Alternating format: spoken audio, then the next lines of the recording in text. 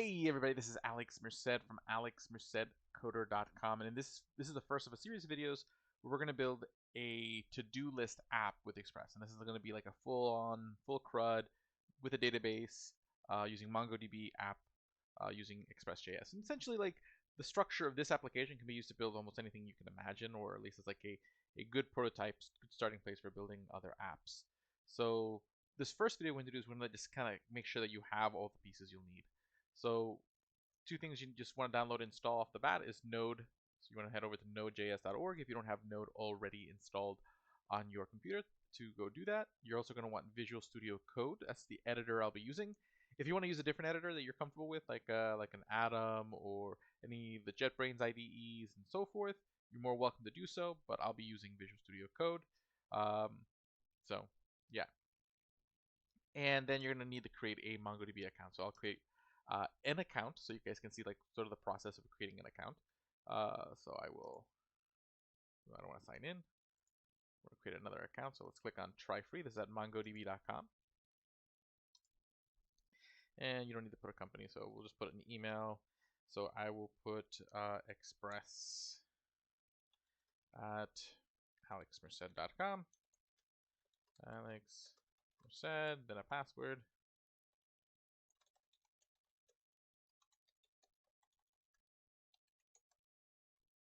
Okay, and then I will do that.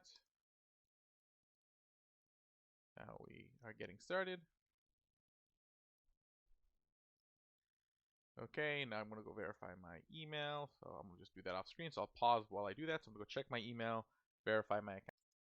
Okay, so now my email is verified. So I'm going to hit continue.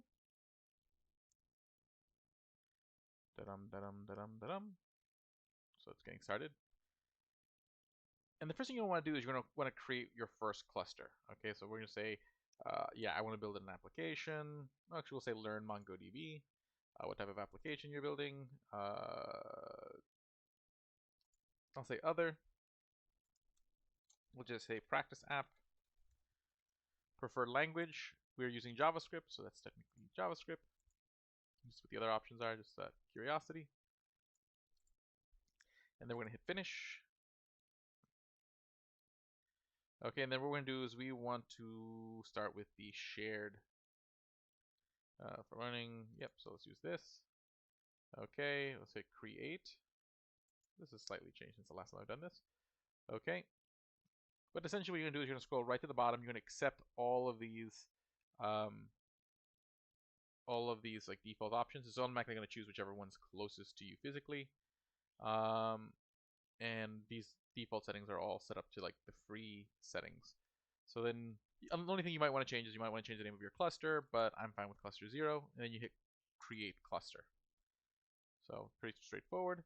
You're going to create your initial user. Okay. So I'm going to create a user.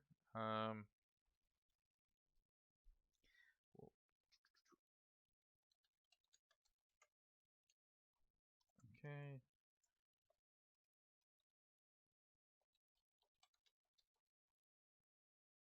Create user. We'll create another user later on, but that'll be our first user. Now we're going to want to, we'll deal with this a little bit in a second, but let me go back to our main place. Okay, so if we go back to the main screen, so by clicking on here on Atlas, because Mongo has different services. Atlas is going to be the database service that we want. Realm and Charts are some other services that Mongo offers, definitely worth looking into. But really what you care about is that your cluster is being created. Okay, that's going to take a few minutes for that cluster to be created. That's essentially, a cluster isn't a single database. It's a cluster where you can make as many databases as you want. So essentially that one cluster for all your practice projects should be more than you'll ever need. Okay. So now what we need to do, oh, this is cool. This is a new feature, data lake. I have to go look into that. But what we're going to do is we're going to head over to network access. And this is generally where you could like whitelist your IP address, so that way only you can make requests. Now, again, generally if you're doing this from home, you probably have like a dynamic IP address. And we're not going to be trying to set up like this whole like AWS VPN with like static IPs and whatnot. We're going to keep this simple. So what you're going to want to do is you're going to want to allow access from anywhere. But because you are allowing access from anywhere, you want to make sure that your username and password for your database are going to be kept secret. But you're going to click allow access from anywhere.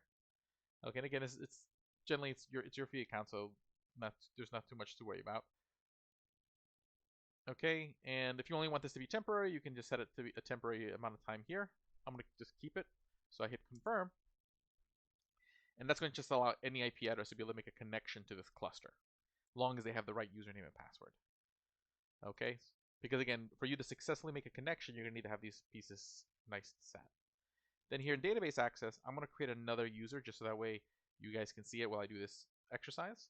So I'm going to create a user called cheese, whose password is cheese. Cheese. Just make sure that it is cheese. Okay. It can do whatever it wants, and I want to make this temporary. So this way, you know, we'll say 6 hours from now, this user will be deleted. That way you guys can't access my stuff, and I'll make sure I manually delete it afterwards anyways. What's it not like? The password provided is too weak. It can be found. That's fine with me. Is there the option where lets me use a weak password? Nope. Okay, fine. So then we'll just do cheese as the password. Add user. Okay, there we go. So I have a user that's good for 6 hours. That's great for tutorial. Like if you're doing this at home, you don't need to set the temporary time because I can't see your password. But you're going to be seeing my password, so you can see how I set everything up. So that's why I did that as a temporary user. And then that's it. Now we just have to wait for, and it looks like the cluster is just about created. Okay, so that's a lot faster than it used to be. And what we want to do is we want to create our connection URL. Okay, so we'll come back to that. First, let's actually set up our Express project. So once you have Visual Studio Code installed, you're going to open up Visual Studio Code. And what you're going to want to do is click on Open Folder. If you're on a Mac, you're just going to click the Open button and then just open a folder.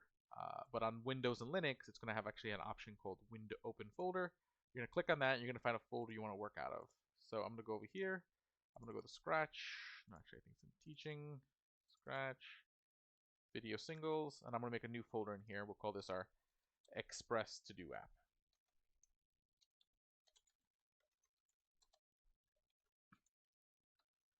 Okay, and then just open that in Visual Studio Code. And there we go. Now, next thing we're going to want to do is we're going to be using my Express template, which I had open. Okay, so let's see here. Alex. So let's do this template. Here we go. Again, this will be linked to in the video description. But in this template, you'll see that there's this command here. We're going to use this to generate all the code for that template. So that way we have a place to start from. Okay. And what we're going to do is we're going to open up a new terminal. And in this terminal, you're going to hit npx-git Alex Merced templates. Delete the command you see right there on the screen. I'll hit enter. And that's going to essentially... Oh, I got to delete. Well, actually, if it gives you that error, you can just do this. Add force at the end. The reason why it's giving me that error is because of an extension I have with VS Code. This folder gets automatically created, so it's complaining that, hey, I have a not empty folder. But if I add the -- force, it'll ignore that the folder is not empty and just add all the files in there. And see, there's all the files. So now what happens is that I have a bunch of dependencies that this template depends on. We want to install those dependencies. All you have to do now that you have Node installed, because you should have installed it earlier when I told you to install it, is all you have to do is hit npm install, and that's going to download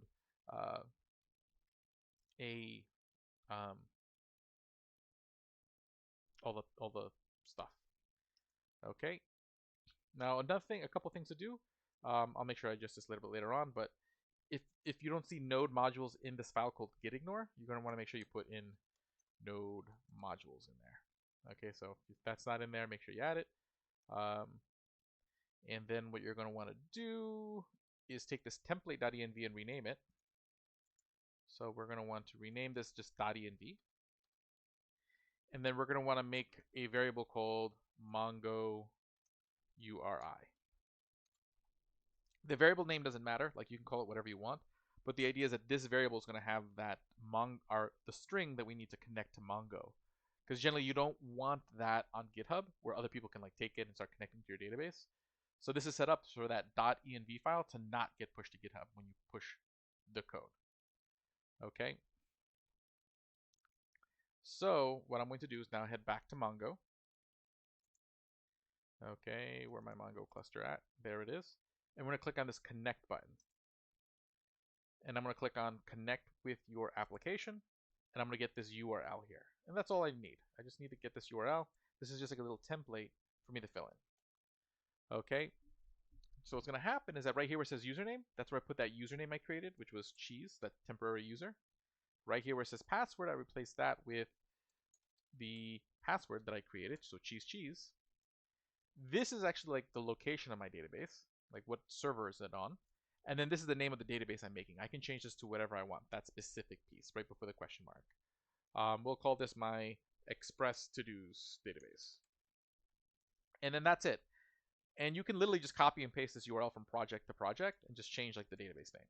Like you don't, that's the great thing. Once it's set up, it's just as easy as just literally copying this URL to the next project, to the next project, to the next project. Okay, so we're all set. We can connect to Mongo. It was that easy. Okay, the other variables we will want here. Let me just think if there's anything else I'm going to want here. I don't think I'm going to do authentication on this run, so I think we're pretty good with that. Okay, cool. And we're going to want to install the library so we can connect to Mongo. So that's going to be called Mongoose. So you're going to type in npm install mongoose. Okay, and you just want to make sure that when you read your package.json that's been added to the list of libraries. So you can see that I got added right here, mongoose. Okay, because we're going to use that to establish a connection, which will actually do in the coming video. This is all just set up. So last piece we're going to do is we're going to deploy the application. So we already have like a default application kind of set up here. The only thing you want to add is you're going to want to add a proc file. A proc file is for Heroku, which is going to be the service that we use to deploy the website. What it's going to do is just tells it what command to run to run our website. So we're just going to say web npm run or npm start. Okay, and that should do it. And yeah, we should be pretty good to go for the moment. Okay, because generally the default code that's in there is kind of already got things like the port set up and whatnot, so we are good. So we need to push this code back. You need to push your code up to GitHub now. So you're going to head over to github.com. Okay, assuming if you don't have an account, to make one. And you're going to create a new repository. And you're going to call this your Express To-Dos, whatever you want to call it. Express To-Dos video tutorial code. That's what I'll call mine. Then you're going to create the repository. Then you're going to copy this URL right here. Now keep in mind which one you're using. SSH should only be used if you have your SSH key on your GitHub account. If you don't know that you do, that means you don't, because you would know if you set that up. If you haven't set that up, then you're going to want to use the HTTPS URL, which will ask you for your Git credentials to log in. Okay, so I want to use SSH because I have that set up. So I'm just going to copy that. And what I want to do is create a repo, create a repository on my computer that connects to the repository on GitHub. So first I'm going to create the repository with git init. Okay, if you're on Mac or Linux, you should already have GitHub on your computer out of the gate. If you're on Windows, you're probably going to need to download something called git bash, so Git gets installed on your computer. So just keeping all these things in mind. Okay, but I'm going to type in git init. Okay, so there we go. So that created a repository. And then what I'm going to do is do git remote add origin. That's the name of the remote, because you can have multiple remotes with different names. And then I paste the URL that remote represents, meaning, and a remote is just like a different repository that I can connect to from my local repository, like the local code on my computer. So git remote add origin. Okay. Just to confirm that you did it, just do git remote -v. Okay, git remote -v. And you should see this output. So you can see here's the name of the remote, and then here's the URL that it's pointing to. And you'll see it twice, because there's one for outgoing and ingoing. So now that that's all set up, we'll add all the code. So git add dot to add all the code. Then we're going to git commit -m, put a little message. So I'll just say update. Okay, that commits the code. That creates a snapshot of our code right now. And then I'm going to push that snapshot up. So git push origin main. Okay, now that code should be on GitHub. So if I refresh this page, now I see all the code. Cool. So now anytime you update your code, you just do those steps again. You'll just do git add, git commit, git push, and that's going to update that code on github.com, so that way it's easy to see. Now the last step we're going to do in setup is when to deploy it, because my advice always is deploy up front. Just get the project deployed and ready to go, so that way in the future you just don't have to deal with that. Okay, it's just one thing you don't have to think about. Okay, so we're going to head over to Heroku.com. That's what we're going to use to deploy. And what we're going to do is you're going to log in or sign up. I have an account, so I'm just going to log in. Okay, later. We'll do the MFA thing later. I have a lot of apps. So what we're going to do is we're going to click on New, and we're going to create a new app. And we'll just call this, I would give it your initials, so like AM, Express, To-Dos, Video, Tutorial.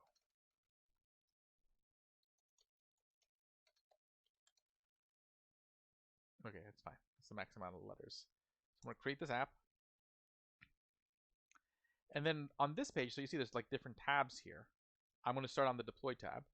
You want to choose the GitHub method, meaning we're going to deploy using our GitHub repo. It's going to probably ask you to connect your repo. Mine's already connected, so I don't have to do that. So it's going to connect your account. Once your account's connected, you're going to look for that repository. So I'll just do a search for Express. And then it's going to show me like all the repos that match that. So I'm going to look for the one that we're doing for this particular tutorial.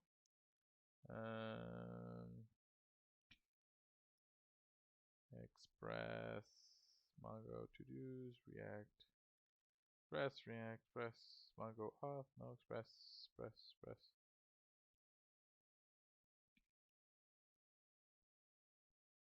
Express template, Express Mongo's to-do. Let me see, let me get more specific. Where's the name of this? Express to-dos. So let me type that into the search. Express to-dos. There we go. Express to-dos video tutorial code. I'll click connect. That connects that repository. And then I'm going to turn on enable automatic deploys. Just click that. And then I'm going to do a manual deploy. And that's just going to go deploy the app. So you'll see here, this is a bunch of output of just like Heroku setting everything up. And that's it. It's deployed. The only thing else I'm going to want to do is I'm going to head over to settings. And I want to make sure that anything that's in my .env file, all these like secret variables, Heroku doesn't know they exist. So I need to manually add them to Heroku.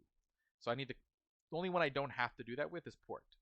Heroku itself takes care of that variable. But I got to take care of this variable. So I'm going to copy the key. So I'm going to head over to my settings. That's where I'm doing this, under the settings section. Head over to the section called config vars. And the key is Mongo URI. And then I'm going to copy the URL value. Because again, I have to make sure that it matches like what I'm going to use in my code. So I add it. And then that's good. So now I'm good. Now I'll go double click the overview, just make sure to see if it finished deploying, which it did. So now if I click open app, and see, it works. Okay, there's like the default template that I made. So that's all it takes. So basically in this video, we've gotten to push to GitHub, we've deployed it, you got your Mongo database. That's all done. Now we can just focus on building the app going forward. So I'll see you guys in the next video.